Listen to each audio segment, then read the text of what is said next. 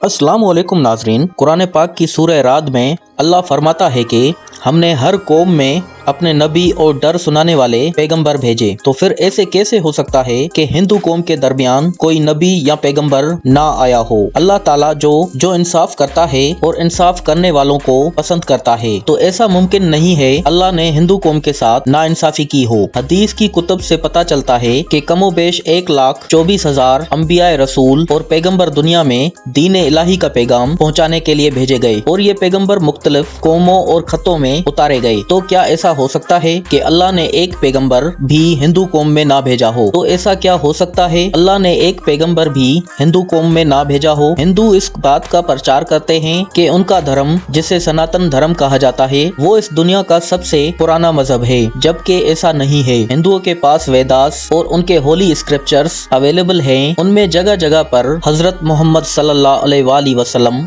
हजरत नूह, हजरत आदम और हजरत ईसा का जिक्र मौजूद है। जब हजारों साल पहले हिंदुओं की किताबों में इन नबियों की इन्फॉर्मेशन मौजूद है, तो कोई तो होगा जिसे अल्लाह की तरफ से ये इन्फॉर्मेशन मिली होगी और उसने ये इन्फॉर्मेशन इनको किताबों में लिखा होगा। आखिर कोई ना कोई पैगंबर इनके पास अल्लाह का पैगाम लेकर आया होगा। इन तमाम सवालात के जवाब हासिल करने के लिए हमें तारीख की जानब चलना होगा और हकायक से पर्दा उठाना होगा, उन हकायक से जो हिंदू पंडित, स्कॉलर और तारीखदान आज तक दुनिया से छुपाते आ रहे हैं। तो नाजरीन, ये वीडियो इंतहाई इंफॉर्मेटिव होने वाली है, इसीलिए इसे आखिर तक देखिएगा, लाइक कीजिएगा, शेयर कीजिएगा और चैनल को सब्सक्राइब लाजमी कीजिएगा ताकि हमारा और आपका राब्ता बना रहे। हिंदू स्कॉलर्स ये दावा करते हैं इस्लाम की बुनियाद 1400 साल पहले रखी गई, जबकि उनका अपना मजहब हजारों साल पुराना है। लेकिन ये इस बात से बिल्कुल वाकिफ नहीं है कि दुनिया का पहला पैगंबर इन्हीं की सरजमीन पर उतारा गया था। जी हाँ, यहाँ पर बात हजरत आदम अलैहिस्सलाम की हो रही है। हजरत आदम को जब जन्नत से जमीन पर भेजने का फैसला किया गया, तो उन्हें जिस पहाड़ी पर उतारा गया वो श्रीलंका में है, जिसे एडम्स पीक के नाम से जाना जाता है, और वहाँ हजरत आदम अलैहिस्सलाम के कदमों के निशान आज भी मौजूद हैं। और हैरत की बात यह है कि लफ्ज आदम संस्कृत ज़बान का लफ्ज है, जो ज़बान कभी कदीम हिंदुस्तान में बोली जाती थी, और संस्कृत में आदम का मतलब है the first one, the original, या पहला या शुरुआती। यानी आप गौर करें तो दुनिया का पहला नबी अरब की सरजमीन पर नहीं बल्कि हिंद की सरजमीन पर उतारा गया। और हिंदुओं की मुकद्दस किताबों जैसे ऋग्वेद और भविष्य पुराना के चैप्टर 4 to 7 में हजरत आदम अलैहिस्सलाम की तख्लीक और फरिश्तों का इन्हें सजदा करना और जन्नत में शैतान के बहकाने के बाद जमीन पर उतारने तक का मुकम्मल किस्सा मौजूद है। इसलिए हिंदू चाहकर भी हजरत आदम अलैहिस्सलाम के वजूद का इनकार नहीं कर सकते। और हजरत आदम और हव्वा का ये किस्सा कुरान पाक की सूरत बकरा और क्रिश्चियंस की बाइबल में भी मौजूद है। इसका मतलब है कि इन तमाम किताबों में मौजूद इस इंफॉर्मेशन का सोर्स एक ही है। तारीख का अगर डीपली मुआयदा किया जाए तो पता चलता है कि हिंदू धर्म के ये वेद किसी और पर नहीं बल्कि आदम अलैहिस्सलाम, बल्कि आदम सानी हजरत नूह अलैहिस्सलाम पर उतारे गए थे, और वेदों में इन्हें नोहा या बड़े सैलाब वाला कहकर पुकारा गया है।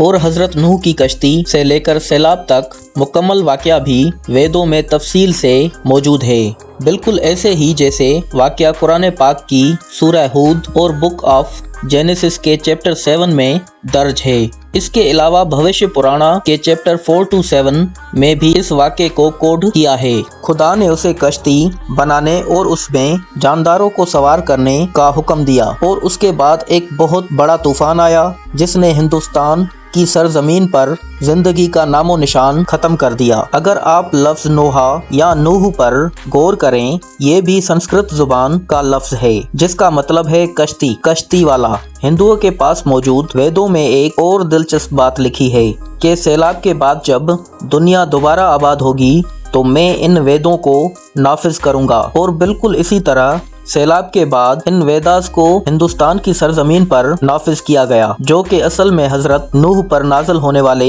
सहीफे या उनकी तालीमात थी, जिनमें वक्त के साथ साथ रद्दो बदल होती रही और आखिरकार ये कौम आहिस्ता आहिस्ता बुत परस्ती की तरफ चलती गई। लेकिन हकीकत तो ये है कि हिंदुओं ने चाहे लाखों बुत बनाकर उन्हें अपने मंदिरों और घरों में रखा हुआ है। फिर भी इनकी किताबों में एक खुदा की इबादत पर बार बार जोर दिया गया है। जैसे इस्लाम में अल्लाह का पैगाम पहुंचाने वाले को पैगंबर कहा जाता है, वैसे ही हिंदुओं के यहाँ 10 अवतार का कॉन्सेप्ट मौजूद है। उनका मानना है कि 9 अवतार इस दुनिया में आकर जा चुके हैं और आखिरी अवतार अभी आने वाला है, जिसका नाम कल्कि अवतार है। कुछ अरसा पहले कल्कि अवतार के नाम से एक किताब लिखी गई, जिसमें विष्णु के 10वें और आखिरी अवतार की तमाम निशानियां बयान की गई हैं। हिंदुओं की किताब भगवत गीता में भी कल्कि अवतार का जिक्र मौजूद है कि ये दुनिया के किस खित्ते में पैदा होंगे, किस घराने में तशरीफ लाएंगे और इनके वालिदैन कौन होंगे। तो कहा गया है कि संभल के किसी बड़े घराने में जन्म लेंगे। इनके वालिद का नाम विष्णु यशा जबकि वालिदा का नाम सोमती होगा। नाजरीन, आप ये जानकर हैरान होंगे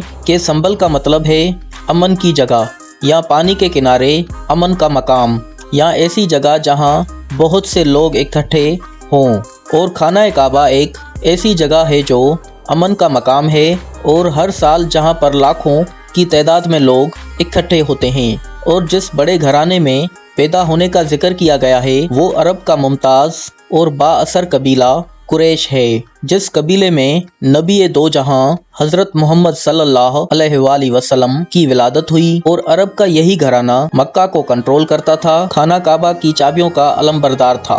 भगवत गीता में कल्कि अवतार के वालिद का नाम विष्णु यशा बताया गया है, जिसका मतलब है खुदा का बंदा। और नबी मोहतरम सल्लल्लाहु अलैहि वसल्लम के वालिद का नाम अब्दुल्ला है, जिसका मतलब भी अल्लाह का बंदा ही है। कल्कि अवतार की वालदा का नाम सोमती बताया गया है, जिसका मतलब है अमन वाली। और नबी करीम सल्लल्लाहु अलैहि वसल्लम की वालदा का नाम आमना है, जिसका मतलब भी अमन वाली है।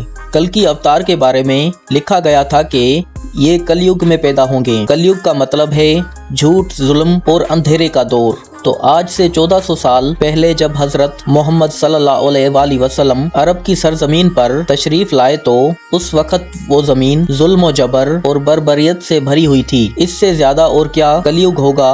बेटियों को पैदा होते ही जिंदा दफन कर दिया जाता था। अब आप लोगों के लिए समझना बिल्कुल मुश्किल नहीं होगा कि कल्कि अवतार कौन है और इनका जिक्र हिंदुओं की किताबों में हजारों साल से पहले कैसे मौजूद है। नाजरीन, जब हजरत आदम, हजरत ईसा, हजरत नूह और हजरत मोहम्मद मुस्तफ़ा सल्लल्लाहु अलैहि वसल्लम का जिक्र हिंदुओं की किताबों में मौजूद है और इनकी किताबों में यकता परस्ती यानी एक खुदा की इबादत की तलकीन की जा रही है, तो फिर ऐसे कैसे हो सकता है कि बिना किसी नबी या पैगंबर के इन तक ये बातें पहुंची।